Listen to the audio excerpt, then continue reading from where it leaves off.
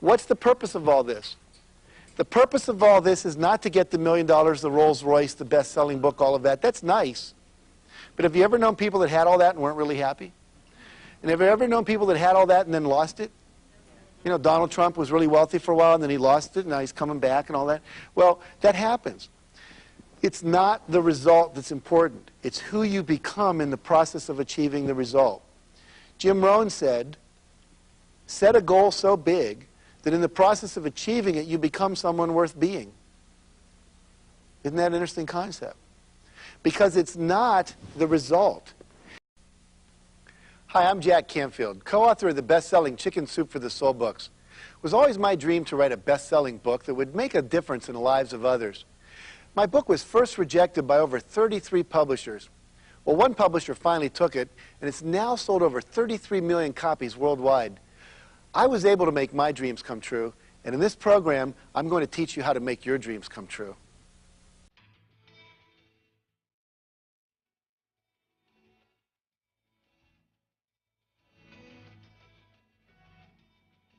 Best-selling co-author of the Chicken Soup for the Soul books, Jack Canfield is one of America's foremost motivational speakers.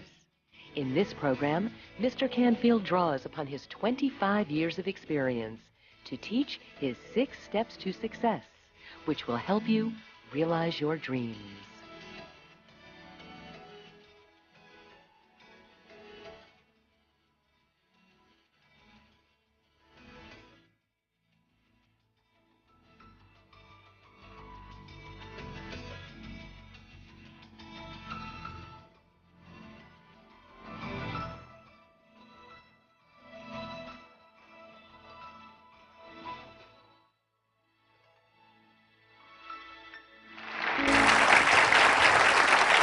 Thank you.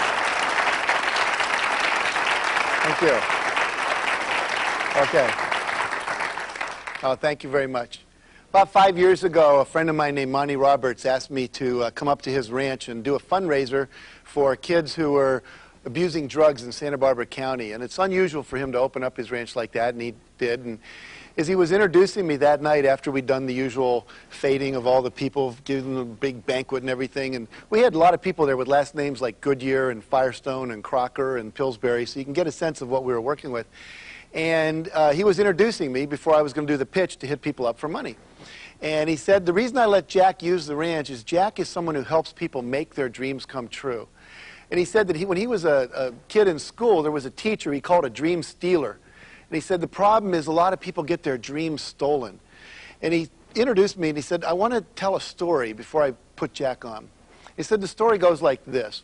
When I was a high school student, there was a kid in my class who was an itinerant that moved around in the back of a truck. His dad was a trainer, and he never lived anywhere more than a couple of months. And he would never go to school anywhere more than a couple of months. And he had this dream, though. He wanted to grow up and race thoroughbred racing horses. And the teacher at this school, when he was there, asked the kids to write a paper. They said, what do you want to do when you grow up? And he got very excited because this was a chance to really go for his dream. So he wrote down, I want to raise thoroughbred racing horses, and he drew a diagram of a 200-acre ranch, and he drew a diagram of a 4,000-square-foot house where all the rooms would be, and on the ranch he had the racetrack, and where the tack room would be, and the bunkhouses, and the central administration office, and all this stuff. And he was very excited, and he handed it in. And he got it back a week later and said, F, see me after class. Well, he was shocked. He'd poured his heart into this. And he went up to the teacher. He said, how come I got an F? What's the deal? And he said, I'll tell you why you got an F. You're a poor kid living off the back of a truck. Do you know what land costs in this valley? Do you know what it costs for breeding stock and for stud fees? This is an unrealistic dream for a young man like you. There's no way you could ever achieve this. And it's my job as a teacher to make sure you don't grow up and be disappointed. So I want you to write a more realistic dream for yourself, and I'll give you a higher grade. Well, he went home and he talked to his dad, and he said, Dad, what should I do? And his dad said, well, I can't tell you what to do. It's your life. But I will tell you this. Whatever you decide is probably going to affect the rest of your life, so think hard about it. Well, he thought and he thought and he thought, and after a week he went back to the teacher, and he handed in the exact same paper. And he said, you can keep the F. I'm keeping my dream.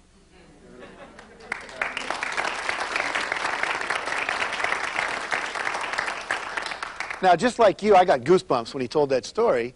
And then Monty goes over to the mantel, And he pulls down a frame, and in that frame is a piece of paper, and it says in red letters, F, see me after class. And the name on the paper was Monty F. Roberts. We were in his 4,000 square foot house and his 204 acre ranch, and that year his income was over $6 million. Now the reality is, here's a poor kid who made his dream come true. How did he do it? That's what we're going to be looking at. We're going to be looking at the principles that he used and many, many other people have used to make their dreams come true. See, and people will be out there that want to steal your dreams, that want to discourage you, and the reason they want to do that is they don't want you to win. Because if you win and they lose, it makes them look like a loser. So they want you to kind of stay at the level of mediocrity they are. And what makes it even harder is most of our parents weren't huge dream makers. Most of us grew up in what we call middle class. Most of our parents didn't make their dreams come true. And they didn't have the skills to teach you. And so we're going to be learning here those techniques that can make your dreams come true. Now, I have a client, a corporate client called 9X, New York, I don't know what it stands for, New England Telephone 9X, whatever it is, New York something exchange. And I go up there and I do consulting with them. And I was in this office, on a bulletin board, someone had a very interesting poster. It said, "This life is a test. It is only a test. If it had been an actual life, you would have received further instructions on where to go and what to do." And I thought, that's kind of like it is, isn't it? There's not a whole lot of people that are giving us those further instructions. So tonight's about that. We're going to give you further instructions on where to go and what to do. And that's really the purpose of this seminar. Now, I spent 25 years researching people that are peak performers, people that have succeeded in sports, finance, in the business world, become top salespeople, people that have made a difference in government and politics, social reformers, people that have gone out and made a difference in the world. And what we find is that all of those people have some things in common. Well, what we're going to call later disciplines of success. And every one of these things that they do, the ways they think, the actions they engage in, the behaviors that they have, these are all totally learnable. I grew up a poor kid in West Virginia, and I've made my life pretty successful. And if I can do it, you can do it. Now, it doesn't matter what your dreams are, whether it's you want to have more money, you want to have that dream house you've always dreamed of, or maybe there's that certain car you've always wished you could have, or maybe you want to have more intimacy or passion in your life, or maybe you want to be the top salesman in your company, or you want to solve social problems like illiteracy and homelessness and hunger and poverty, or maybe you want to get into the college of your choice, or maybe there's that special trip you've always wanted to take to China or to Italy or to California if you live on the East Coast, whatever it might be. Now, we're going to be working in all of those areas. All these principles apply to any arena of your life, as a parent, as a manager, as someone making your own dreams come true. Now, how many of you have read the book, Chicken Soup for the Soul? Can I see a show of hands? Okay, most of you, that's good. Now, that book, when we first took that to New York, was turned down by 33 major New York publishers. They all said no, no, no, no, no. Major rejection. And, you know, we thought it was a good book, but they said no violence, there's no sex, people don't buy short stories, you know, where's the hook? We said, no, these are stories that will inspire and motivate people, and we know they work because we've been doing these talks all over the country, and we get standing ovations. And they said, no, I'm sorry. So then we went to the American Booksellers Association convention. There are 4,000 booths, and we had little backpacks on with manuscripts in it. And we went around going, will you publish our book? Will you publish our book? Will you publish our book? Will you publish our book? And everyone said, no, not interested, not interested, not interested. We talked to over 144 publishers in depth. And finally, Health Communications down in Deerfield, Florida, they said, look, give us the manuscript. We'll take it home. We'll read it on the plane. And they called us up a week later and said, we love it. We want to publish it. Now, what if we'd given up after the 100th person and said, well, obviously this isn't supposed to happen? We would have self-published the book if no one else had, because we were committed to the vision. Now, our publisher was very excited about the book as we were, and we said, we have a goal. We want to sell 150,000 copies by Christmas. Now, I don't know if you've ever heard a grown man fall off a chair and laugh over a phone. It's not the most pleasant sight you've ever heard. You know, it's not a great sound. And he said, no, we'll be lucky to sell 20,000. We said, no, you don't understand. We have his dream. We have his vision. And he said, well, sorry. You know, it's nice, but we don't think it'll happen. Well, we didn't reach our goal. We only sold 135,000. But we were pretty excited about that. And then we said our next goal is to do $1.5 million in a year and a half. And they said, well, that's really absurd. We said, no, we're going to do that. Now, we didn't meet that goal either. We did $1.3 million. But see, the point is, without having a dream, and we're going to see as we go through this course, that having a dream and using the principle I'm going to teach you can take you from anywhere to wherever you want to go. but you got to use the principles. Now, I make 2 promises in all of my seminars. Number 1, every issue that's important to you, the areas where you can measure it will improve. Finances, health, relationships, sales, achievement, results, all of that. And the second promise is if you do what I teach you, you're going to have more fun in your life. Does anyone here not want to have more fun in your life? It's okay? More fun's okay? Okay, good. Now, why can I make that promise? The reason I can make the promise is this. I've done this seminar with over 100,000 people, and we get hundreds of letters a week. People just, their dreams are coming true at a fabulous rate, and just doing things that they didn't think were even possible. And I know it can happen too because it's happened in my life. But here's the catch. I have a friend named Jim Rohn, who's one of the great success philosophers of our time. He says you can't hire other people to do your push-ups. So you can't hire other people to do these things I'm about to teach you. These become disciplines of success, things that you have to do. And there are things you have to do over and over and over. Things like meditate, things like pray, things like give appreciation, things like ask for what you want, things like monitor the level of your thoughts in your mind. Because if you don't do that, no one can do it for you. Just like I can't send this gentleman here to go to the doctor and get a checkup for me. It's just not possible. So the rubber meets the road where you do the work. I often say that these seminars are like motivation and inspiration. That's my job. That's pretty easy. But then there's the information you need to make it work, and then there's the perspiration. You got to go and do the work. And so that's where it really hits the road traveling, is you got to go out there and do it. So I'm going to suggest to you that if you can here, take notes. And those of you at home, if you can run and get a pencil and paper, take some notes. Because we're going to go through 3 basic contextual principles and 6 steps of success that if you do these, I promise you, your life's going to work at a much higher level. Now, let me start with the 3 principles. Number 1 says you must focus more time and energy on the achievement of your dreams. See, most of us are floating through life being pulled in every which direction, and we're not really consciously thinking about where do I want to be by when and what do I want to get done. But if we put more attention on that, there's an old phrase that says, energy flows where your attention goes. And so we want to make sure that our energy is going to follow our intention, but if we don't think about it, nothing's going to happen. Now, my mentor in this whole arena was a man named W. Clement Stone. Some of you may have heard of him. He was a self-made multimillionaire. He was the publisher of Success magazine for a number of years. Og Mandino was his editor. This guy was a fabulous guy. One of the most dynamic gentlemen I've ever met. And he was I think he was worth $600 million when I worked for him. And I think he was worth $800 million when I quit 2 years later. So you can get a sense of how his wealth was moving. And when I got a job there working for him, he said, I want to do a little intake interview with you. And I said, fine, gosh, this guy's going to talk to me. That was pretty cool. And he said, first I have a question. I said, what's that? He said, do you watch television? I said, yeah, sure. He said, well, how many hours a day do you watch? I said, well, I watch, I don't know, Good Morning America, and then I watch the news, and maybe Johnny Carson, and about 3 hours a day. He said, well, I want you to cut out 1 hour a day. I said, okay, I'll trust you, but why? He said, because if you take that 1 hour a day and you multiply that by 365 hours, at the end of the year, or 365 days, at the end of the year, you've got 365 hours. Divide that by a 40-hour work week, you get 9.5 additional weeks of productive time. And he says, now I want that time. I said, well, what do you want me to do with it? He said, I want you to read. I want you to read in the field. I want you to read about motivation. I want you to read about stories. I want you to read about psychology. I want you to read about management. I want you to read about computer sciences. I want you to read about the media. I want you to read about this arena we're playing the game in. And he said, if you do that, you're going to become much more valuable to not only me, but to yourself. And then later I heard Jim Rohn say, if you'd read a book a week, in a year you've read 52 books, in 10 years you've read 520 books, again, in this field. We're not talking about novels here. That would make you probably in the top 1% of your profession. Because what age are we in? The information age. And most of us are sitting in a numbed out state, watching some show, we laugh and all that, but what have you really got at the end of it? And I think it's great to relax a little bit and let TV do that and watch a sports game and all that, but the problem is we get into a trance and we let our life go by. Now, maybe you don't want to read. Maybe you want to exercise, get fit. Maybe you want to spend quality time with your children. Maybe you want to meditate and pray and read the Bible. But do something that's more uplifting than what most of us are doing. The average American watches 6 hours of TV a day. Now, think about that. That's 1/4 of a day. That says by the time you're 60, you'll have spent 15 years watching television.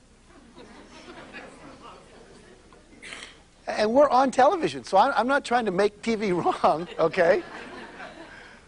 But use it intelligently. You know, certain drugs are useful for you in terms of healing diseases, but if you overuse them, become addicted to them, then it's not to your advantage. Now, the other thing he taught me, he said, do you watch TV right before you go to bed? And I said, well, yeah. He said, that's the worst time. He said, because what are you usually watching around 11 o'clock? The news. Is that uplifting? Not usually. Negative stuff. Rape, murder, pillage, the economy is going down, you know, all that kind of stuff. And the problem is you're putting that in your brain right before you go to bed. What he taught me, and we've validated now since we've done some psychological research on this, the last 45 minutes before you go to bed, whatever you input into your brain, through television, reading, conversation, whatever, is going to be played more times in your unconscious over the course of the night. That's why kids can cram for a test at midnight and then do well the next day. It's only short-term memory, but it will go in there. So if you're watching the news, or you're having a fight, or you're watching Friday the 13th, Part 7, you know, or whatever, that's what you're processing all night long. This is not good. What if instead you were reading a biography of a famous person, someone that had done good in the world, like Martin Luther King or John Kennedy or whoever that might be for you? Then that's what you're playing all night long. Images of success in there. What if I take my day and plan it for the next day, so all night long my unconscious is figuring out how to make that plan come true? What if I read spiritual literature so I get into a very calm, centered place before I go to sleep? What if I sit down with my wife and we tell each other what we appreciate about each other before we go to sleep, instead of having a fight or not talking at all? So there's a lot of things that you want to do at that point in time. The least thing you want to do is watch something or take something in that's negative. Now, the second thing that Stone taught me was to avoid toxic people. Do you all know what toxic people are? And surround yourself with positive people. I have a friend who just wrote a book that's going to be very famous called If Life is a Game, These Are the Rules. Her name's Cherie Carter Scott. And she wrote a book before that called Negaholics. People that are addicted to negativity, like an alcoholic. And then there's, I sometimes call them black holes of the universe. You know, you meet people, and after 10 minutes, you're like, oh, God, you know, you're walking like this, because they bring you down, you know. Then there are other people that bring you up. And you want to surround yourself with people that energize you, that believe in your dreams, that support you, that encourage you. What Robert Schuller calls possibility thinkers. Is this making sense? Yeah. Stone also taught me, he said, if there's something you want to do, go hang out with someone who's already done it. Because you're going to learn from them. Let's flip back a second and just look at this whole idea of surrounding yourself with positive people. One of the stories that we put in the first Chicken Soup for the Soul book was about this guy driving to work. And it was a Paul Harvey story. You all know Paul Harvey from the radio. And he said Gary Coleman was driving to work when this woman and he collided at an intersection. Not a major accident, but a fender bender. And they get out, and he's relieved that it's kind of minor, and she starts to cry. And he's going, why are you crying, lady? It's not that big a deal. She said, you don't understand. This is a new car. My husband just bought this. It's only 3 days out of the showroom. How am I going to explain this to him? And he says, well, look, I'm sorry. I understand. This is not good, but, you know, I need to get to work. Can you get your driver's license and your registration and your insurance documents? So she says, okay. So they go over and they pull out the documents, and she opens up her envelope. And on top of all the documents, there's a little note in her husband's handwriting. It says, in case of accident, remember, honey, it's you I love, not the car. See, women all over the world go,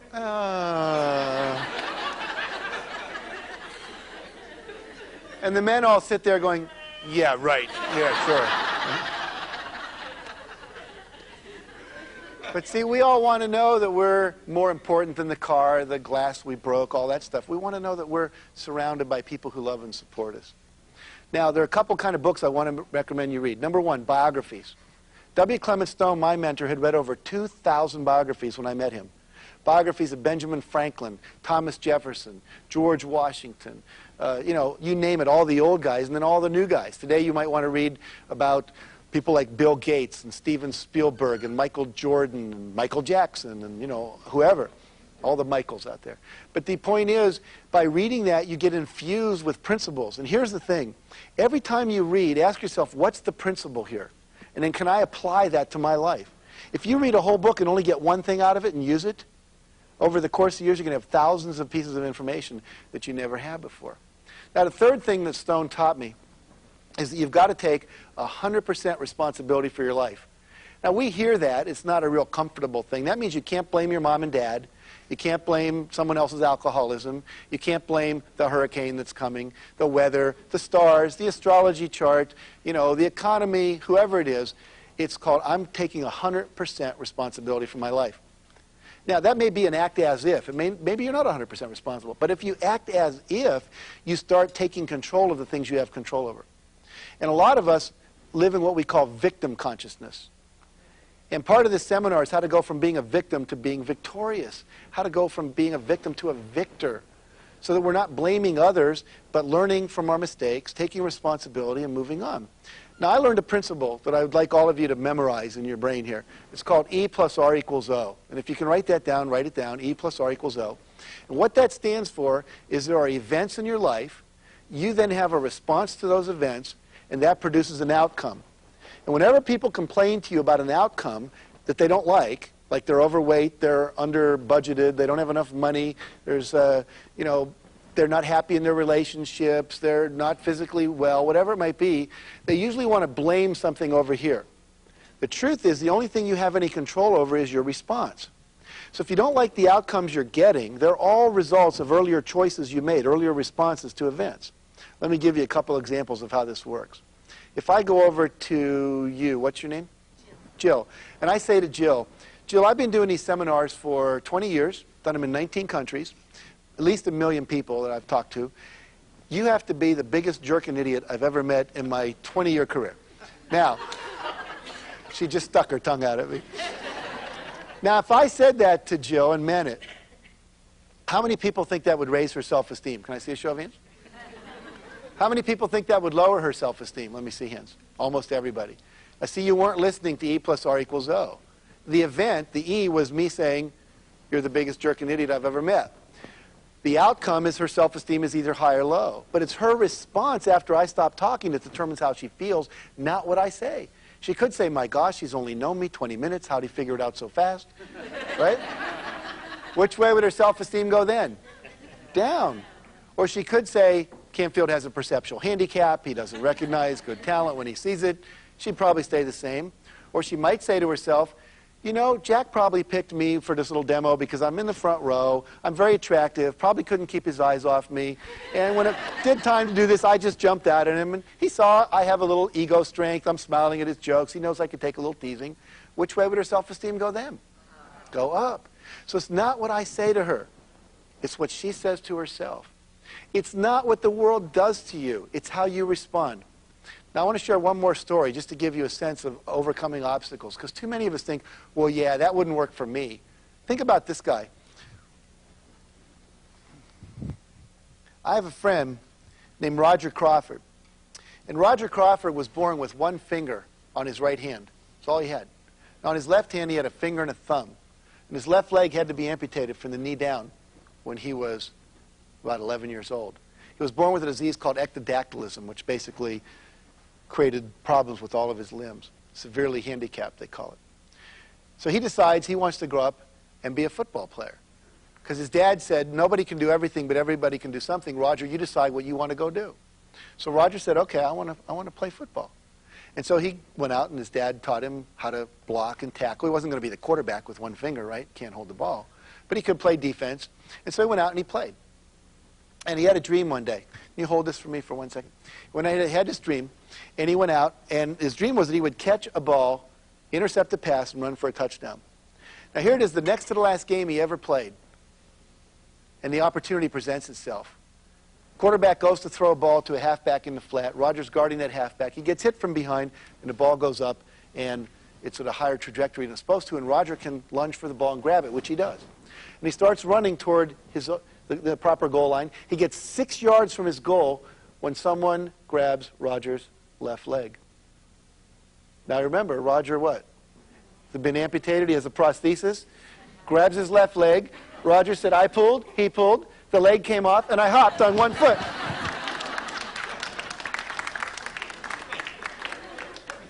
He said better than the 6 points was the look on the guy's face holding this prosthetic device.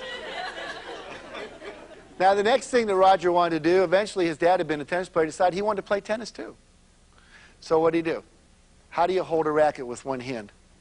Obviously, you can't do that when you've got one finger. But eventually he found out, remember Tim Allen, duct tape will solve anything? Took that silver tape and he wrapped it around his arm, and he could control that racket with that one finger with the duct tape. But if he didn't hit it right in the middle, it would wobble. Eventually, Wilson came out with one of these graphite rackets, and he could put his finger right here, and with his finger and thumb like this, he could totally control that racket. Roger went on to become captain of his high school tennis team, captain of his college team. They won the doubles championships, NCAA Western Regionals, with him on that doubles team. He said, I'd rather have 3 fingers and a positive attitude than 5 fingers on each hand, a total of 10, and a negative attitude any day of the year. He said, a positive attitude will win any time. And then he played John McEnroe. And he said, sometimes you need more than a positive attitude. So what do we see here? The power of our thoughts. Thoughts are so powerful. We never learned this in school. But the reality is what you think is what comes about. And so we want to get rid of all the negatives and focus on the positives. We want to start using affirmations. You want to read positive books. You can talk to yourself positively in the mirror before you go to sleep at night. Just try sometimes saying, I love you, to yourself in the mirror. And if you find that hard to do, then it's going to be hard for you to let other people's love in too. Now, when we come back from this break that we're about to take, I'm going to share with you 3 of the first 6 steps to becoming a success, to making your dreams come true. One of those alone could triple your income and double your time off. Would that be a neat thing? Okay, so stay tuned. We'll be right back.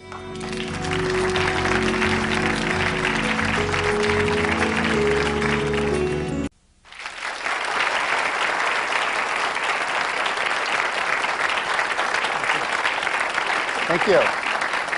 Thank you.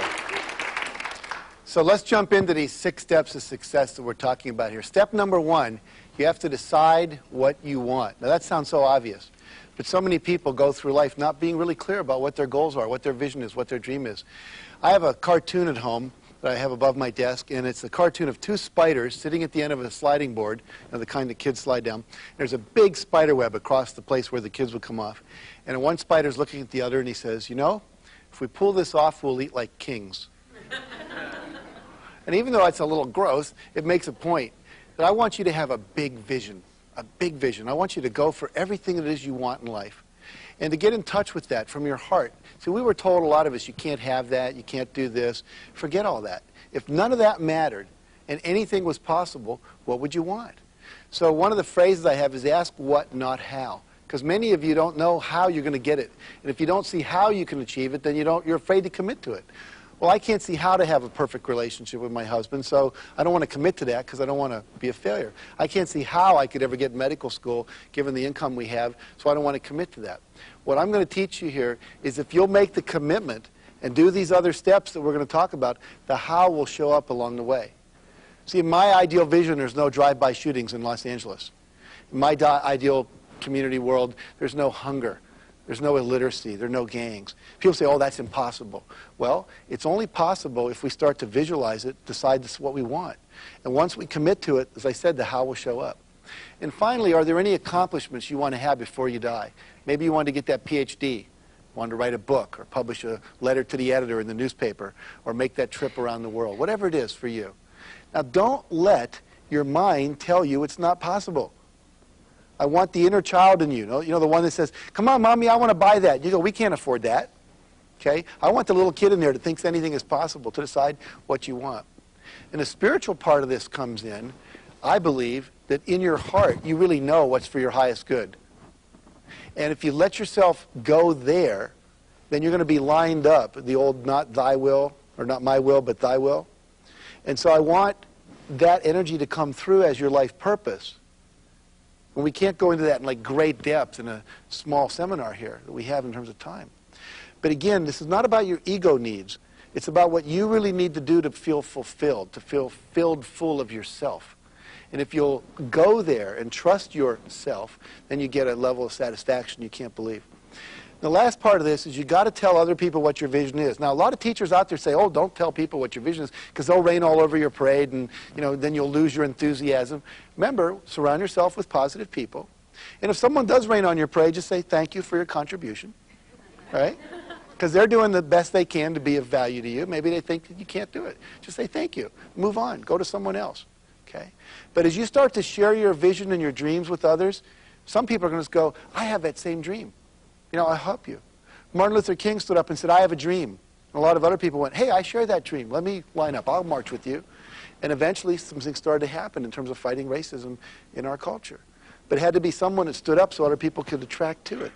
And you'll be surprised who will become attracted to your dream. The second step to success that's so critical is you've got to set specific goals and objectives for your vision or your dream. It's a nice thing to say, I want a winter home in Hawaii. But that won't do it. It's got to be measurable. It's got to be in time and space. How much do you want and by when? Now let me give you a good example of this. Why it's so important to make a list of goals. I tell people in my seminars, you want a goal or an objective, a measurable thing for every part of your vision, and I think you want to have 101 goals. I mean, really go for it. Now, John Goddard, who we wrote about in our first Chicken Soup for the Soul book, when he was 15, he set a list of 127 goals that he wanted to achieve. Now, he's sitting in his dining room with his dad, and all these people are coming over to dinner. These are the big, successful people in town. And he's listening to him talk to his dad, who's a successful businessman, saying things like, you know, I wish before I'd started my business, I'd traveled around the world, because now it's too late. Or I wish I'd spent more time with my children. Or I wish I'd read the encyclopedia. Or I wish I'd learned music. I wish I'd learned to play an instrument. And he said, I don't want to live my life and get to 50, 60 and go, I wish I had. Or to live on what one of my friends calls someday I'll. Right? Someday I'll do this, someday I'll do that, and you never get there. And so he made a list of 127 goals. Now, these were not minor goals. These were things like visit the Great Pyramid in Egypt, visit the Great Wall of China, visit the Vatican, meet the Pope, learn 3 languages, read the encyclopedia, shoot out a candle with a .22 rifle from 100 feet, fly an airplane, learn to, you know, control a boat, learn to type 150 words a minute, all these different things. And he's achieved 115 of those 127 goals. The last one he just accomplished was learning to play polo. Now, the guy's in his 70s, and polo, I understand, is a pretty strenuous sport. In his polo class was Sylvester Stallone, the actor. What a neat life. I mean, this guy's the real Indiana Jones, right? He's doing all this stuff out there. His next goal that he's training for is to start at the mouth of the Yangtze River, or the beginning of it, and sail all the way down, all the way through China. And he's getting ready to go do that. So he wakes up every morning and he knows exactly what he's working toward. He's got a blueprint for his life. What about you? Do you have a blueprint for your life? And if not, why not? Let's look at this idea of specificity for a minute. Like a winter home in Hawaii. Very nice. But if I say, I will own a 2-bedroom beachfront villa on the west coast of Maui, Hawaii, by June 1st, 2003, does that sound a little more clear? Yeah. And until you get specific like that, the creative part of your brain won't jump in and decide how to help you get there. And that's why a lot of people never get their dreams, because they don't make them specific enough. You got to get real nitty-gritty. Break it down. How much by when? I want a better relationship with my husband. Well, what does that mean? But if I say I want to spend an hour a week sitting opposite my husband talking about real things that matter, no TV on, eye-to-eye communication. Now that we can measure. Did you do it for an hour? Want to have more fun. What does that mean? But what if I say I'm going to listen to comedy albums twice a week for a minimum of an hour? You're probably going to have more fun. So make it specific. Make it real. Some people say, you know, I want our business to increase. Well, how much? By when? Want the reading scores to go up in a school. How much? By when? Until you have that, you're not going to make progress. And so many people's dreams never get completed because they're not clear about the specific number of how much by when. I told you earlier in the program, we said we're going to sell 1.5 million books in 1.5 years. And that directed our behavior. Recently, we just said we're going to sell 1 million books in one day. We had 101 bookstores involved in a book signing. We're going to try to be in the Guinness Book of World Record for the largest book signing ever done. Now, I don't think we sold 1 million books. Maybe we sold a couple 100,000. But by holding that question and trying to figure out how to do it, it moved us toward that goal. Now, maybe it'll take us 2 years to figure out how to sell 1 million books in one day. But it gets the thinking to expand out into that arena. Is this making sense? Okay, so you want to have those goals. Now, the other thing you want to do is break your goals down. Many of you have big goals. End hunger in the world. That's a pretty big goal. You know, have world peace. Achieve a certain level of spiritual oneness with God or life. Big goals. When you first look at it, it's kind of overwhelming. But what if we were to break that down into little steps? It says, okay, I want to go to college and get a PhD. Gosh, I'm only a high school student. But the next step would be finish the math class, get an A in this, write for a brochure from a college, get a catalog, pick 1 or 5 colleges that I want to apply to. You know, just keep breaking it down to little steps and then figure out how to get all those steps done and put a date by each step and then start doing the plan. Someone said if you fail to plan, you're planning to fail. Does that make sense? Yeah, absolutely. One of my friends said, success by the yard is hard, by the inch it's a cinch. So we just break it down into small pieces. I was reading the Guinness Book of World Records because we were thinking about being in there, and this guy set a goal to eat an entire bicycle. Tires and all. Now, how do you do that, right? Well, it took him 17 days. But what he did is he kept cutting the bicycle up and then melting it down into little swallowable pieces, and he ate them. I don't know how much stayed in, but he ate them, right? But the point being, anything can be done if you break it down small enough. Make sense? So don't let the bigness of a goal overwhelm you. Now, finally, what's the purpose of all this? The purpose of all this is not to get the $1 million, the Rolls Royce, the best-selling book, all of that. That's nice. But have you ever known people that had all that and weren't really happy? And have you ever known people that had all that and then lost it? You know, Donald Trump was really wealthy for a while and then he lost it and now he's coming back and all that. Well, that happens. It's not the result that's important. It's who you become in the process of achieving the result. Jim Rohn said, set a goal so big that in the process of achieving it, you become someone worth being. Isn't that an interesting concept? Because it's not the result. If you set a big goal, 3 things are going to show up in your life. One is called considerations, all the thoughts about why it's not possible, all the fears that you have about going out there and doing that thing. And finally, there are real roadblocks out there in the world. There are laws and things that maybe that it's not legal to do that yet, or it's not zoned for that, or all those kind of things. And you're going to have to learn how to overcome those roadblocks. And to learn how to quiet the considerations in your head, and learn how to overcome those fears.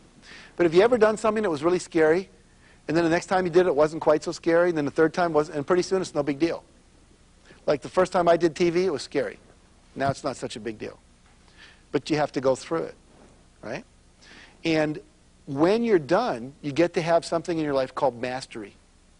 And that's the goal. The goal is mastery. Mastering your fears, mastering your thoughts, mastering your behaviors so that you can do anything you want. That can't be taken away from you. A friend of mine's house burnt down. He was an author. Lost all his manuscripts, all his research, his computer melted, everything. Nothing was saved. And you would have thought maybe he'd have committed suicide at that point, but he didn't. What did he do? He said, look, everything I learned about being an author is still in my head. You can't take that away from me. I know how to talk to editors. I know how to write. I know how to outline. I know how to write book proposals. I know how to go on talk shows. I'm no longer afraid of that. So what you want to do is create goals that are so big and so full of your heart that when you achieve them, even if you lose the result, the best-selling book, they always fall off the bestseller list. My publisher over here will tell you that. They just don't stay on there forever. But the reality is you become a master in life. Now, step 3 is you've got to visualize the results that you want. This is probably the most important step of all the 6 steps. Maybe the second most important. It's one of the top 2. What does that mean? You've all heard people say, visualize the goal as if it's already achieved. Think about this. Have you ever known a kid, like a high school kid, he's into skateboarding or something, and you go into his room, and the whole wall is covered with pictures of skateboarding? It's like he's surrounding himself with this image of what he wants. People say, I can see it so bad I can taste it. You ever heard that phrase? Yeah. Well, they literally can see it. And because they can see it, it creates something inside of them that moves them toward the goal. Let me demonstrate this with you. Could I have everyone stand up right where you are for a moment? And you at home, would you stand up too? Good. Now, we're going to do a little exercise that is intended to literally blow your mind, to open it up at such a level that you'll never be the same again in terms of this technique we're talking about. So what I'd like you to do is just watch me for a minute, and then we'll do it. In a moment, I'm going to ask you to put your right arm out in front of you and have your feet about 12 inches apart, nice solid stance.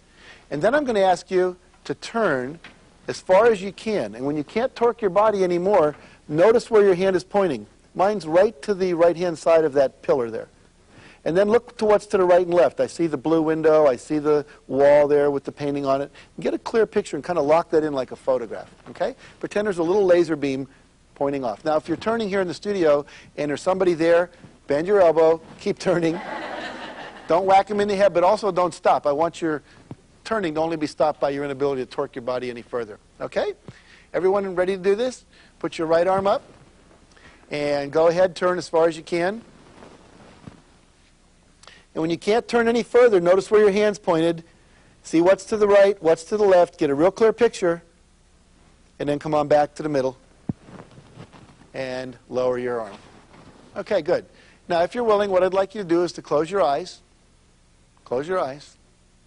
And just imagine that you're lifting your arm up. Imagine you're moving it across your body the same direction you went last time. This time, when you get to the spot where you stopped, you're going to go another foot or two further without any stress, no strain, no pain, no effort. You're just able to go further. Notice where your hand will be pointing now. Use the power of your imagination to create a very vivid, clear picture. Make it real, make it vivid, make it clear, make it bright. Excellent. Then imagine moving your arm back to the middle, down to your side, and go ahead and open your eyes. Okay. Everyone, raise your right arm again. And we're going to turn again. This time, go as far as you can. See how far you can go. And then come on back to the middle. And by show of hands, how many of you went further? No, no, no, no, no, no, no, no. Okay, take a seat for a minute, and we'll talk about why that happened. Okay, good. Now, let me explain what happens here.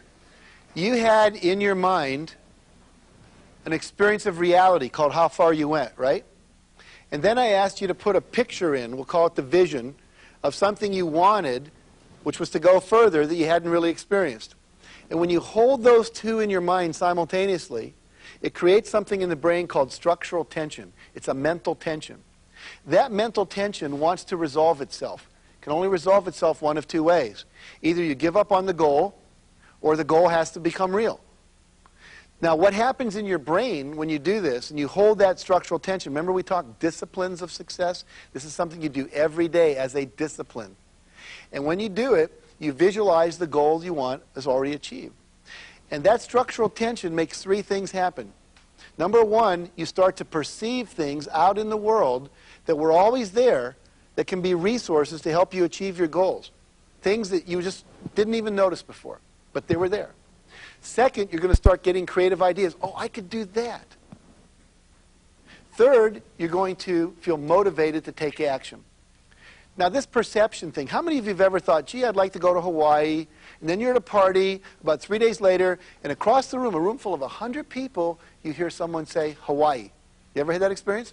It's like the Red Sea parts, and you go walking. Did you say Hawaii?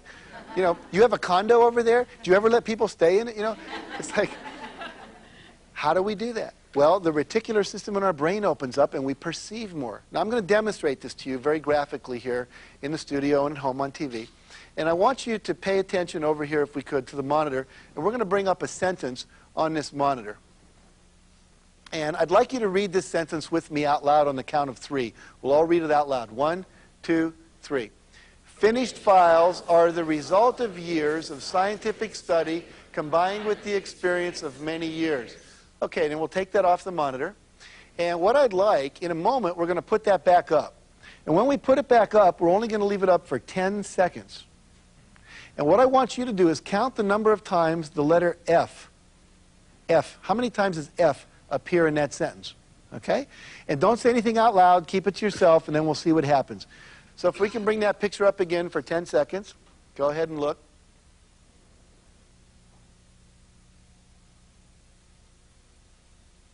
Okay. Now, by show of hands, how many of you counted 3 F's in that sentence? Can you raise your hands? Okay. About a third of the audience. How many counted 4 F's? 1, 2, 3, 4, about 8 people. How many counted 5 F's? About 12 people. How many counted 6 F's? About 7 people. How many people aren't going to raise your hand no matter what I ask? Got you back there. Okay, good. Now, First question, were we all looking at the same sentence or not? See, there is an objective reality out there. Let's take a look again, and let's see. Those of you that saw three F's, if we look up on the monitor, are those the three you saw? Yeah. Yes? Okay. Now we can bring that off. And those of you that saw more, let's bring it up again. Now, if you look, there are 6 F's underlined in that sentence. You hear that? Oh. That's what we psychologists call the oh my gosh reaction, you know? Okay. Now, here's the deal. Just because you didn't see the extra F's, does that mean they're not there? No, they're still there whether you see them or not.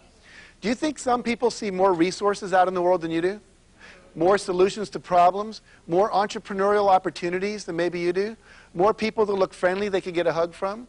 More money that's available for loan? See, everything's out there. All the solutions to your problems exist, but we don't see them. And partially we don't see them because we've never learned this concept of how to get our brain to open up and let this reticular system in the back let that information in. Do you ever drive down a street and notice a house and go, where'd that come from? And your husband or wife goes, honey, that's been there for 3 months. You know? And literally you just didn't see it. It was like a blind spot. But what happens when you learn this technique, all of a sudden you start seeing more. 1983, the Australian sailing team had never won an America's Cup, ever. And the coach had a new idea. He said, let's try this visualization stuff. And he made a tape. And on this tape, he did a narration of the Australian team beating the American team. And it was something like, you know, we're going around the last buoy, we're 3 boat lengths ahead of the Americans. And they had all the sound effects in the background. The wind and the sails and the water going by and the little lines hitting the mast and all that stuff that you associate with that. And this tape went on for about 20 minutes. It was a little faster than the actual race. And they would imagine beating the Americans. Now, he made the team listen to this tape every day, twice a day, for 3 years. Someone just said, oh my gosh. Now, when they finally went to race the Americans, it was like, not them again? How many times do we have to beat these guys? It was like, of course we can beat the Americans. Their whole attitude was totally different. And in fact, they came in and they won the America's Cup. So the idea is that you can use this in any aspect of your life, whether it's sports, whether it's, you know, losing weight, whether it's getting better grades in school, learning to read, whatever. When we come back from the break, I'm going to show you how to use this power of visualization in education. I'm going to show you how it was used, for example, in New Orleans, to take a school where the dropout rate was 86%. The kids never graduated high school, and they turned that around in 5 years to 16% using this technique. So stay with us. Come on back.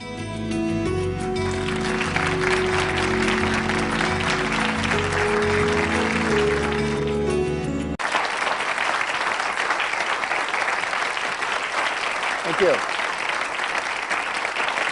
Thank you. I appreciate that. We've been talking about the power of visualization.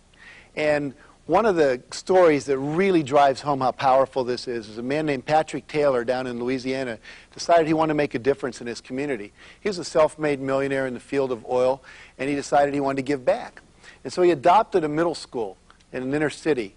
And this is a school where the dropout rate was 86%. 86% of these kids never graduate high school. And what he did is he offered the kids a deal. He said, look, if you'll stay in school and you get a B average and you have a 98% attendance record, which means you got to come to school, I will pay for your college education. Now, this gave them a sense of belief and hope. But he was a sophisticated guy, and so was the school. They knew that they had to do more than this because you'd forget that after a while.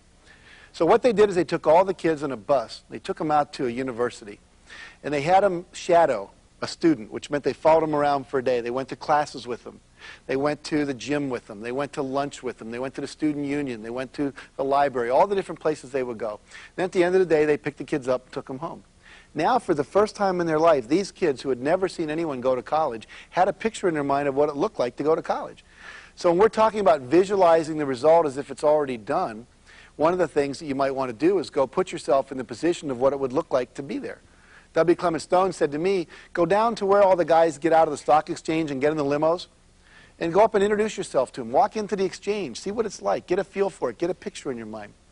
I tell people to go down to the Rolls-Royce place, if that's what you want to own, and sit behind the wheel and look your head out the window and wave.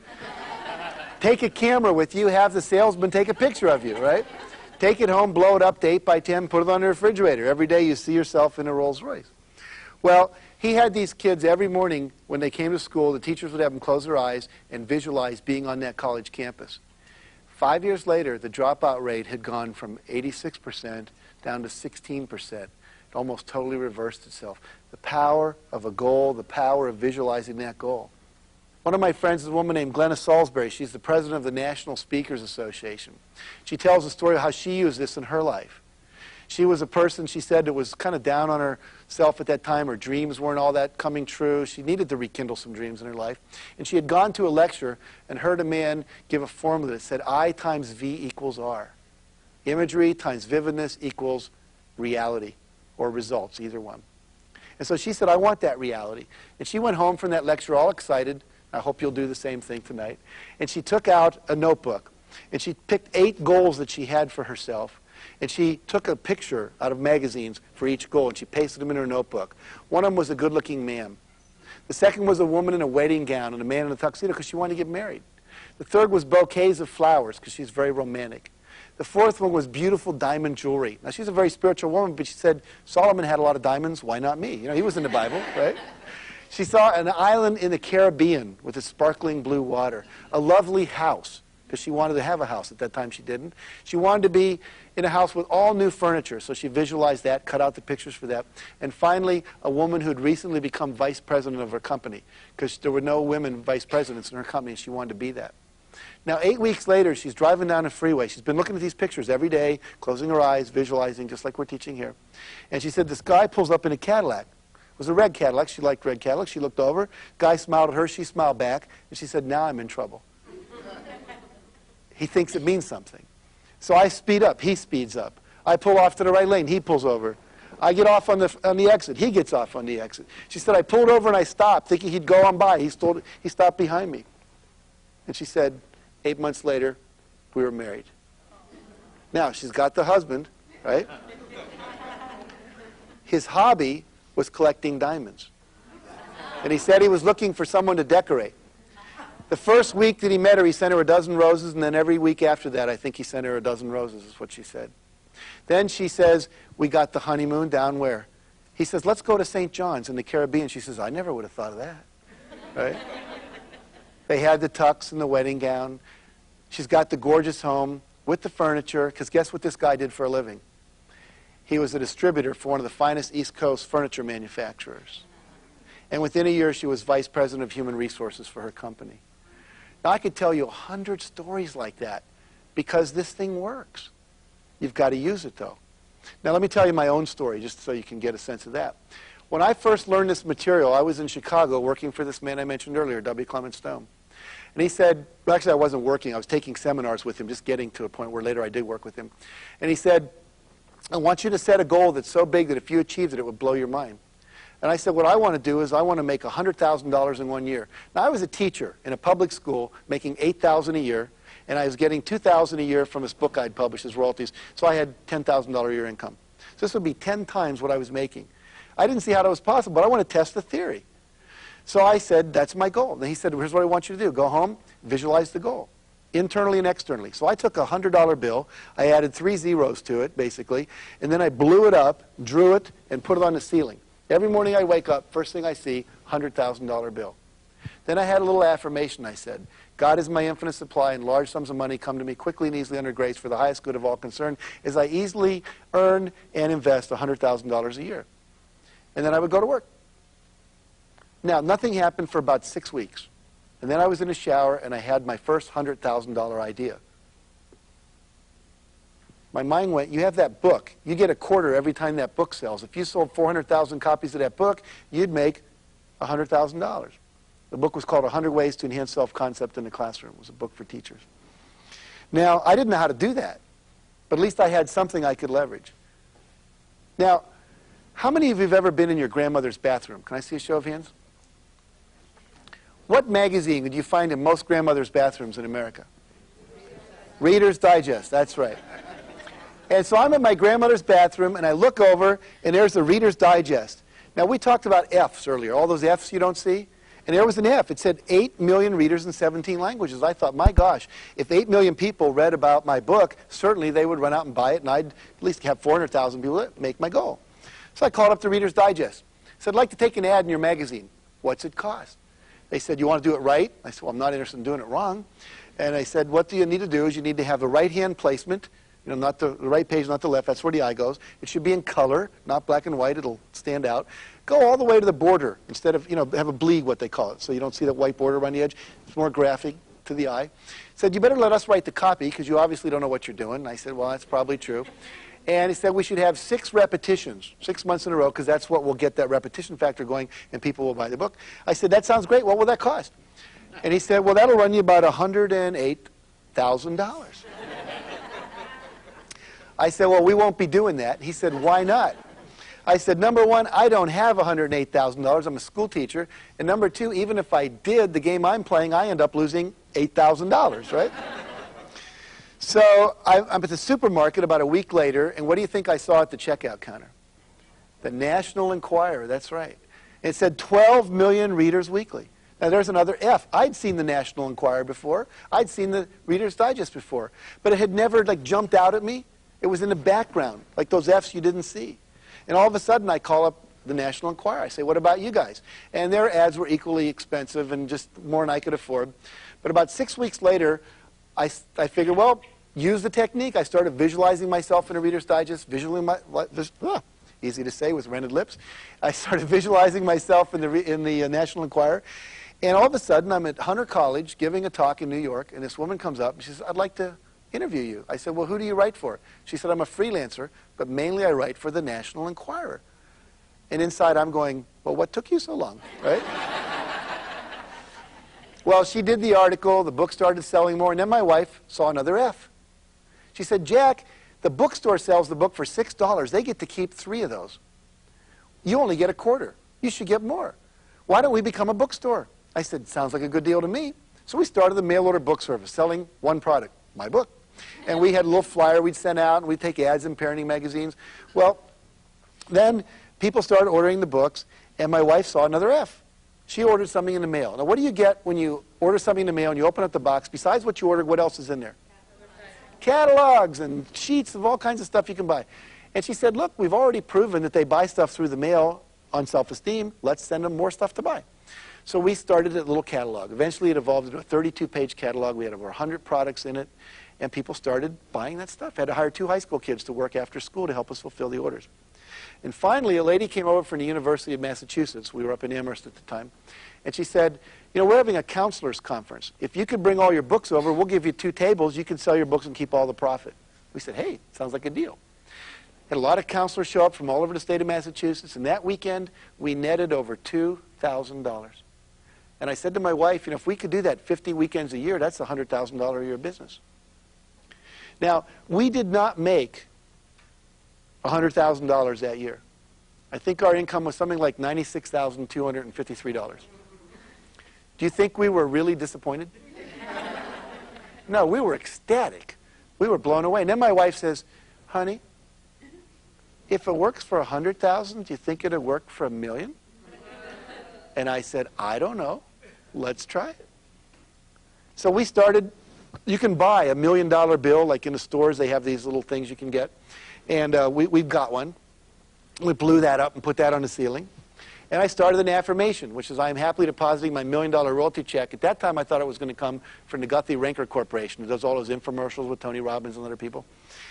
But it didn't. It came from a book, the first chicken soup book. About 2 years into that, my publisher, Peter Vegso, sends me a check for $1 million.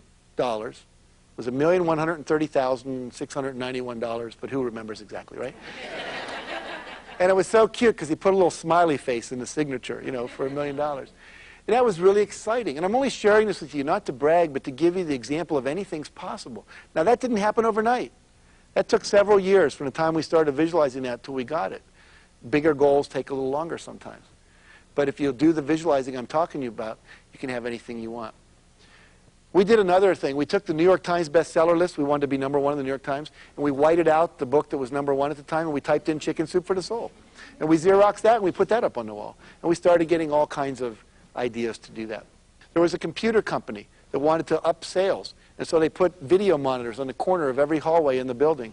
And as people would walk down, there would be this big monitor up there, and there would be a picture of the beaches down in Rio de Janeiro.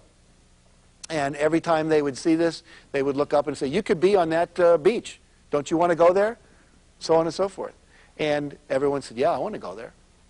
And pretty soon, their sales went up like 34%. Simply because they said, picture yourself on this beach. And when people would picture themselves there, how to become a top salesman, they started listening more, they were reading more, because they wanted that trip. I was watching TV up in Canada recently, and there was the Grey Cup, which is the Super Bowl of Canada football up there. And it was talking about a story about a guy who started missing all the passes they were sending him. And what the coach did is he took him aside and said, look, I want to show you a video of your 10 best passes, pass receptions that you ever did. And they made a little video of his 10 best pass receptions, and they asked him to watch that 3 times a day. And within 3 weeks, he was catching every ball. I think in that game, he caught 2 touchdown passes. So this stuff works, and it can be used in every aspect of your life. Whether it's internally, you do it by closing your eyes, or externally, you do it by putting a picture outside of you. So basically, the key here is repetition. Remember, discipline of success? You want to look at this every day. Put it somewhere you can see it, whether it's that picture of you in the car you want, or a picture of you. One friend of mine, she wanted to be thinner. She cut out her head from a photograph and put it on top of Christy Brinkley's body. Okay? Stuck it on the refrigerator. But this will work anywhere. Another friend of mine took his scale, and every time he looked down, whatever number was there, he didn't like it. Right? He wanted to be like 30, 40 pounds lighter. So he took his ideal weight, let's say it was 185, and he got a piece of paper, wrote 185 on it, and glued it down over the top of the scale. So every time he stood on it, what did he weigh? 185. And what does he say to himself? Wow, I weigh 185. And that literally begins to create the structural tension that creates all the things we talked about and moves you toward the goal. Okay, let me demonstrate to you, more than anything I can think of, the best way to do it, the next step. Step number 4. Because it's really critical that you get this. All these steps kind of have to happen together. All right? And this could probably be the most important one. The one that if you were to do this alone and pay attention to the feedback would probably get you where you want to go. I have here in my pocket, I believe, a $50 bill. If this $50 bill were available, and it is, I'm going to show you the one secret that separates winners from losers more than anything else. Okay? So if this was available, who would want it?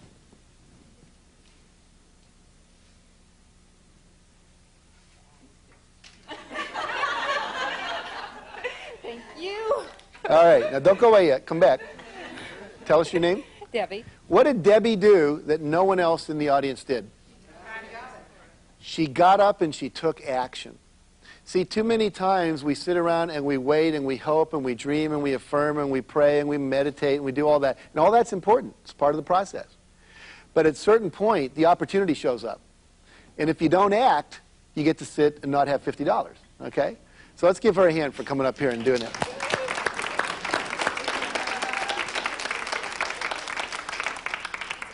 So step number 4 is what? Take action. Take action. One of my favorite quotes is by Henry Wadsworth Longfellow. He said, "The heights by great men reached and kept were not attained by sudden flight, but they, while their companions slept, were toiling upward in the night." What does that mean? You got to work. You got to do some doing this. You can't just sit around and hope it'll happen. One of the steps, one of the actions you need to take is called asking. And many of us, see, we wrote a book, Mark and I wrote a book called Dare to Win. And it was a book of all these kind of things, and people went out and they read the book, and still a lot of people weren't successful. And we thought, what's the problem here? And as we began to analyze and interview people, we realized that one of the main things that was blocking most people was the fear of asking for what they wanted. They wouldn't go up and just say, can I borrow money? Will you support my dream? Will you volunteer for school? Will you lend me your car? Whatever it is they need, they were so afraid of being rejected. And so we wrote a book called The Aladdin Factor, How to Ask For and Get Everything You Want. And when we were doing all that research, we ran across a girl named Marquita Andrews. And Marquita Andrews was the living example of what we call ask, ask, ask, ask, ask, ask, ask, ask, ask, ask, ask, ask, ask, ask, ask, ask, ask. Because you're going to have to ask a lot of people. And Marquita, her mother, when she was a little girl, came up to her and said, you know, Marquita, I have a dream. My dream is to travel around the world, but I also have a dream for you. I want you to graduate college. Problem is, I'm a waitress. I don't see how I can underwrite both dreams on a waitress's salary. But I'll make a deal with you. If you'll go to college and agree that after you graduate, you'll take 25% of your income for the first number of years and put that in savings to send me around the world, then I'll pay for your college education. But if you're not willing to do that, then I don't know if I want to pay for your college education. Well, what is she? She's like 7 or 9 at the time. She goes, sure, deal, you know. Well, later that year, she joins the Brownie Scouts. And the Brownies are part of the Girl Scouts, and they came out with their annual cookie drive. And they had a contest that year. Girl who sells most cookies wins trip for 2 around world. Marquita says, I'm getting out of this one easy, right? So she starts selling cookies like you can't believe. Now, in her first year as a Brownie Scout, she sold 3,526 boxes of Girl Scout cookies. Someone just said, no way. Most women who've sold Girl Scout cookies, if you sell 300 or 400 boxes, that is a big deal. 3,526. How'd she do it? Ask, ask, ask, ask, ask, ask, ask, ask, ask. She lived in New York, high population concentration, right? She would go into high-rise apartment buildings and condos, and as people would come down in the morning and back from work, she would just be there. Did you buy your cookies yet? Did you buy your cookies yet? Well, you want to buy some cookies? And if she bought one, they say, well, you want to buy 2? Don't you know people? She would just ask, ask, ask. Then one day, she finds herself at 14 years old. She wrote a book called How to Sell More Cookies, Condos, Cadillacs, Computers, and Everything Else. And she was the keynote speaker at Radio City Music Hall to the $1 Million Roundtable of insurance salesmen, all people who'd sold over $1 million in commissions and all this stuff.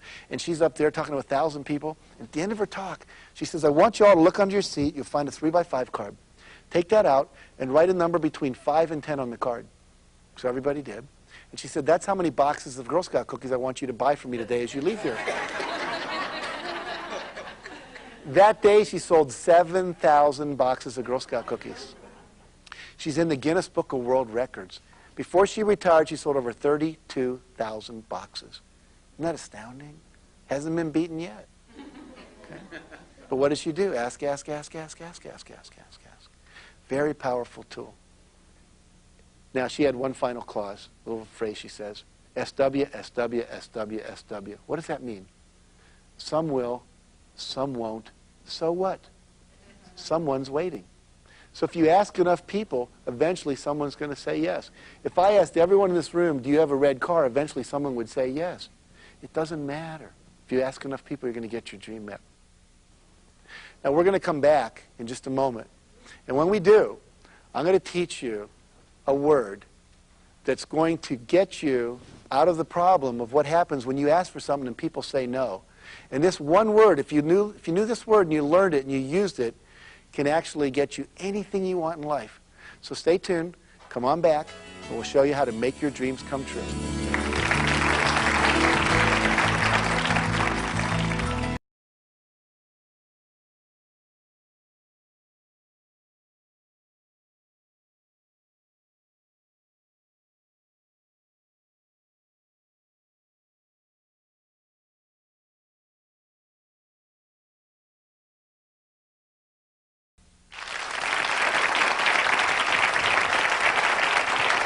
Thank you. Thank you. Okay. Thank you. Now, I said before the break I'd teach you one word, how to deal with no when you get a no from somebody. And again, I'd like you to write this down, write it in your brain if you don't have anything to write it with on paper and so forth. And here's the word. It's very simple. When someone says no to you, what I want you to say to yourself real loud inside your head is the word next. Let's just practice that. So if I say no, what are you going to say? Next. Absolutely. One more time. No. Next. Now, what does that mean? Ask somebody else. Absolutely. How many people live on the planet? 5 billion people. Someone wants to do what you want to do. Someone wants to get involved in your dreams. Someone wants to support you. You might have to ask a lot of people. Remember, ask, ask, ask, ask, ask, ask, ask, ask, ask. So when they say no, you say next. And here's another clue most people don't realize. If you ask somebody and they say no, does that mean you can never come back and ask them again? No. Little kids are so good at it. Mommy, can I go to the store with you? No. Oh, come on, Mom, please let me go to the store with you. They go away. Mom, you are going to let me go to the store with you. And they wear you down, you know. So that's another thing you can, next time can be, right? So don't let no stop you. No just means get creative, get going. Now, what stops people from asking? What stops people from doing? It's something called fear. We're all afraid. We're afraid we're going to look stupid. We're afraid we're going to get rejected. I love this person who did the acronym FEAR. Stands for fantasized experiences appearing real, or false evidence appearing real. Because when you close your eyes and you fantasize something like you're not going to be able to pay your bills, or they're going to take your house, or you're going to flunk out of school, then your body reacts like it's real. I was flying to Orlando in a plane not too long ago, and this woman was sitting next to me, and as we took off, she started like lifting herself out of the seat. I said, "What are you doing?" She said, "I'm making myself lighter so the plane will take off." Now, I knew we'd had a failure in American physics education, right? And I also noticed her knuckles were all white, and I said, "Are you a little afraid?" She says, "Yeah, I guess I am." I said, "Well, we're headed Orlando. I guess that's where I'm going. You're going?" She says, "Yeah." I said, "Where are you going down there?" So I'm going to Disney World to visit my children. They're going to be there, and my grandchildren. I said, "Well, close your eyes for a second. Indulge me. I'm a psychologist." She said, "Okay."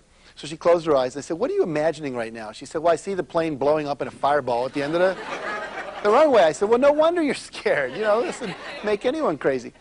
And so then I had her close her eyes and imagine being at Disney World. And I said, "What's your favorite attraction?" She said, "It's a small world."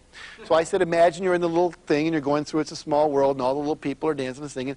I actually started going, "It's a small world anyway." Da, da, da. And all of a sudden she relaxed, her breathing deepened. And this was what was so powerful. Nothing outside of her had changed. We're on the same plane going down the same runway. But what she changed was her response. She started visualizing a positive outcome rather than a negative outcome. And her physiology reacted. Same thing we've been talking about all along. Now let's look at this fear. The biggest fear I think that stops most people from asking is the fear of what? Rejection. So let's say that I ask, what's your name? I go over to Susan. I say, "Susan, would you have dinner with me tonight?" And let's say she says no. I go, "Oh." Everyone goes, "Oh, Jack's been rejected. It's so sad." But let's look at it objectively. Did I have anyone to eat dinner with before I asked her? No. Did I have anyone to eat dinner with after I asked her? No. Did my life really get worse? No. Stayed the same, right? If I apply to Harvard and don't get in, wasn't in Harvard before I applied, I'm not in Harvard after I applied. And most of you have spent your whole life not going to Harvard and survived just fine, right? So it's not a big deal. I worked for an optical company that makes lenses. Half the lenses in your glasses, they have 50% of the market, so half of you are wearing them. And I was the first guy that ever brought in as an outside speaker for their sales meetings. And I got there early in the day, and I went out, and there were some guys golfing and stuff. And I went up to people, and I said, "Do you know who the top 2 or 3 performers in the company are?" And they'd all go, "Oh, yeah, it's Bob and Mary and Joe." And I said, "Well, great." Well, that night I went into the group, it was about 300 people, and I said, "Do you all know who the top 3 performers in the company are?" And everyone said, "Oh, yeah, it's Bob, Mary, and Joe." I said, "So you all know who's like selling many, many, many millions of dollars more than you are?" And they went, "Oh, yeah." I said, "Now, by show of hands, how many of you have ever gone up to them and asked them to show you what they do to sell so much?" You know, not one hand went up in that room of 300 people. Isn't it interesting? They knew who had the information, but they wouldn't ask them. I said, "Well, why don't you ask?" "Well, they might not tell me." I say, "Well, you already don't know. So if they don't tell you, you still don't know. How'd it get so bad? You know, it's not so bad." But they were so afraid that they might say, "Oh, you're stupid. I don't want to share with you." And what I found, and I think most of you have probably found too if you test it out, most people are willing to share what they know. They like to teach. They like to share. They like to be a mentor. Not everyone will. But if they say no, what are you going to say? Yeah. Next. There's lots of top performers out there you can go to. We've got to get over this fear of rejection. Don't let it stop you. It's not a big deal. Just keep asking the questions. Ask, ask, ask. Say next. Move on. Nothing happens if you're rejected. Fear of rejection. Fear of failure. Fear of looking stupid. Fear stopping us. Let's look at how to overcome any fear. There's a couple different techniques, but let's look at what I think is probably one of the most powerful ones. How many of you have seen the book, Feel the Fear and Do It Anyway? Remember that? Susan Jeffers wrote this book. Well, think about that. Feel the fear and do it anyway. I'm going to do a little demonstration with you here to show you how this works. I'm going to take this chair here. I'm going to pretend this is a diving board. I'm going to stand up on the end of the diving board. How many of you know how to dive off a diving board? Can you remember when you had to learn to do that? You're standing on the end of the board. So here I am, I'm on the end of the board. There's my dad down in the water. He says, come on, jump. And I'm, Dad, he says, it's only 2 feet to the water. I says, yeah, but it's another 9 to the bottom of the pool. And it's 5 from the feet to the head here, you know, and it's a long way down. He says, come on, just jump. I'm scared. Can you relate to that?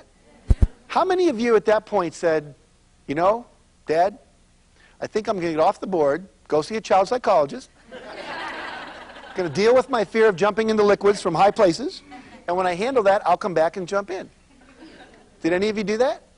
No, what did you do? You felt the fear, and you jumped anyway, right? And this is really the principle that works for anything in life. You're going to feel fear. It's going to show up. So what? Most people let fear stop them. They say, well, obviously, then I shouldn't do this thing. I'm going to say to you, feel the fear and pretend it's like a 2-year-old. Take the 2-year-old with you.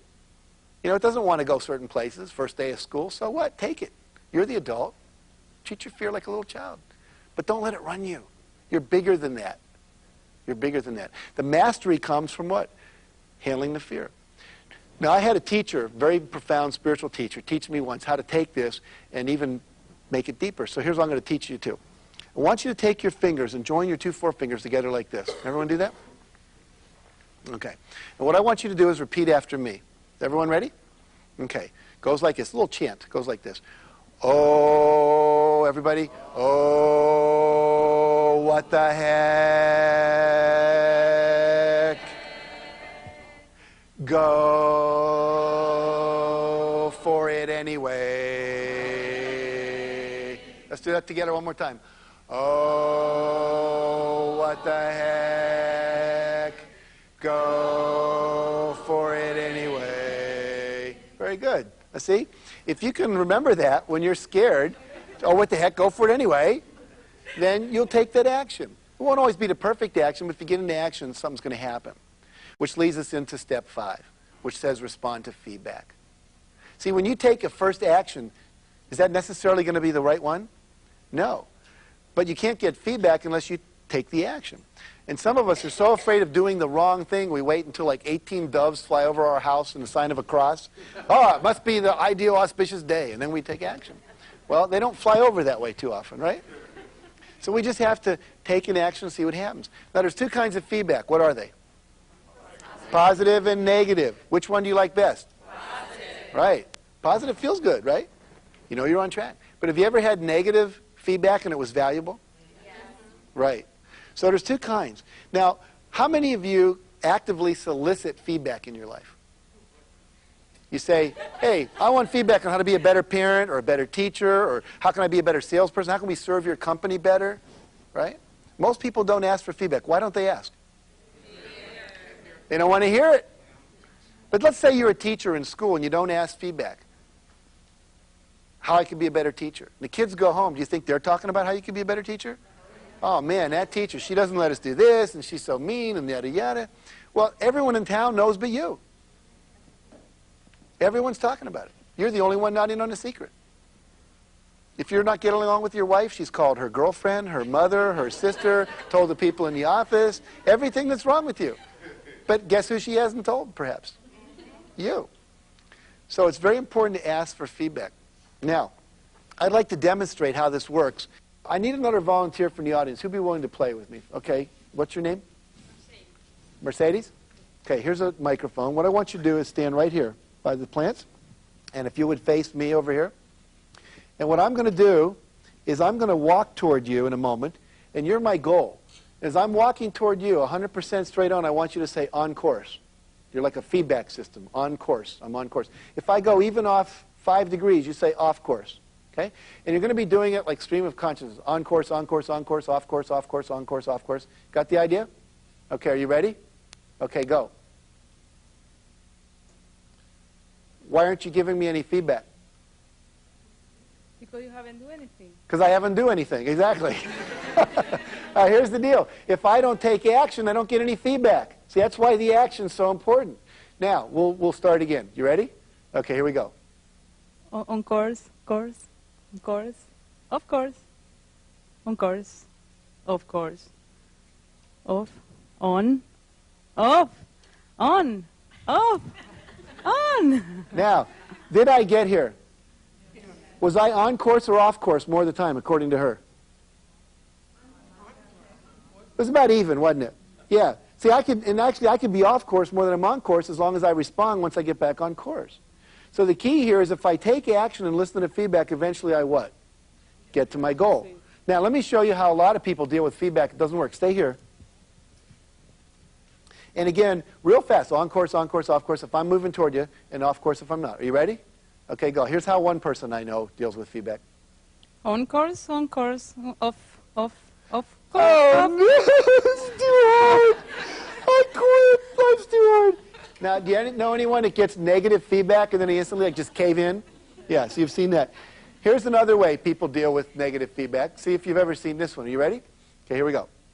On course, off course. Bitch, bitch, bitch. You are so negative. Can't you say anything nice?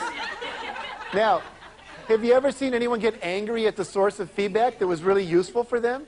Exactly. Sure.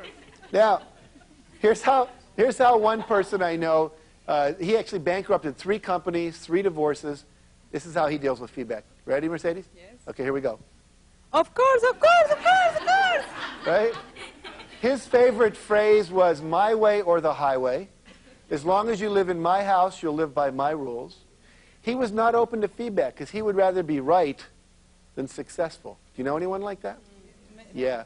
Let's give Mercedes a hand for volunteering. Thank you. Thank you. So the key here is to what? Ask for feedback, and when you get it, listen to it, then correct, and keep moving toward your target. Step number 6, the last step. Perseverance. Keep on keeping on. Never give up. Never give up. If you've got a goal that's important in your heart, don't give up. As I said earlier, we would have self-published our book if no one else would have published it. You got to have that kind of commitment to your goals. You may not know this, but the average millionaire in America goes bankrupt 3.5 times before they become a millionaire. I don't know how you go bankrupt half a time, but you can do that statistically. Walt Disney went bankrupt 5 times. Henry Ford went bankrupt 3 times. Remember, we did Chicken Soup for the Soul. 133 publishers said no. When they did, the guy that wrote the book MASH, that became a TV show, it took him 7 years. He was a high school teacher. He wrote at night. Remember, persevere a little bit every time. Break it down. Every night he wrote. What happened? Turned down by 18 publishers until Morrow bought the book. Jonathan Livingston Seagull, turned down by 19 publishers. Louis L'Amour, the great author, has 200 books in print. Got 300 rejections before he ever sold a piece of writing. Alex Haley, who wrote Roots, got a rejection slip every week for 4 years. 200 rejections before he sold his first piece of writing. See, it takes perseverance. Fred Astaire goes in for his first screen test. What do they say? Can't act. Bald.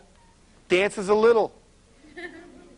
He had that framed in his living room after he went on to become what? One of the greatest dancing actors, singers we've ever seen in their history. You don't let other people determine. You persevere. You hang in there. So if you'll make your dreams a priority, and if you'll surround yourself with positive people, if you take 100% responsibility for your life and decide exactly what you want, and set specific goals and objectives, and visualize your goals as already completed, take massive and repeated action to respond to feedback, make corrections, on course, off course, and never give up, then I promise you, you'll start to live an amazing life full of dreams come true. Now let me end with one story that captures it all for me. It's about a little boy, 6 years old. His name's Robert. His mom calls him Bobsy for short. He's in his room one night. He wakes up. He's got a pain. His mom comes running in. He's crying. She does everything she can to get rid of the pain. Nothing works. So she takes him down to the hospital in Phoenix.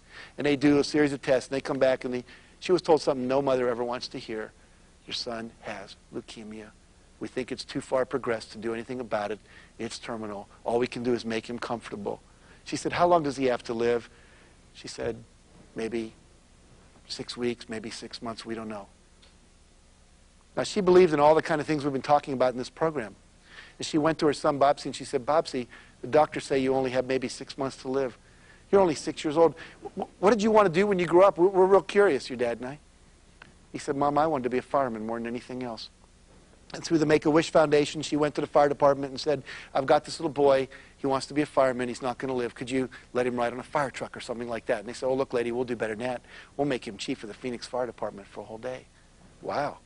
She said, if you'll get, the chief said, if you'll get his measurements, we'll make a uniform for him. And they made one for him. And they gave him a hat that said chief.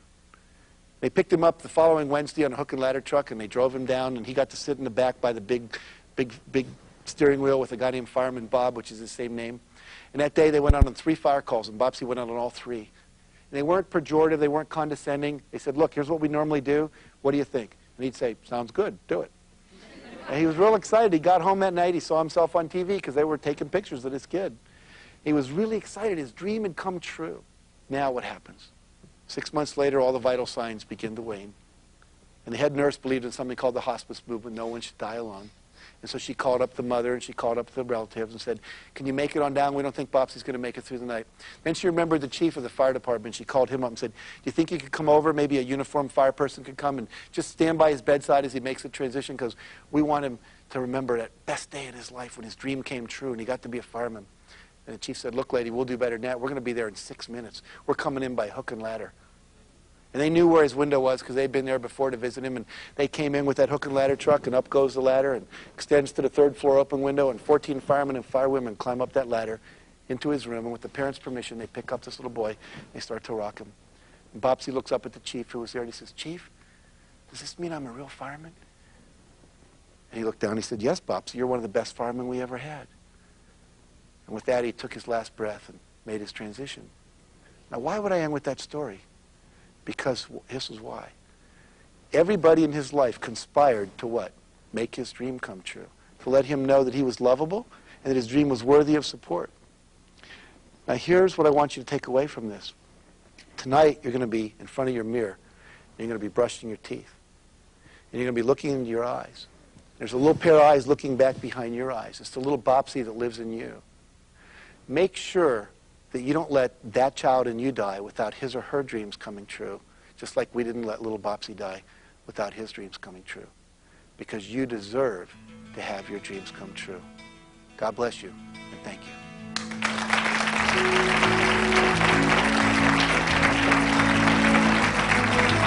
Thank you very much. Thank you. You've been a great audience. Thank you. Thank you. Oh, you guys are good time.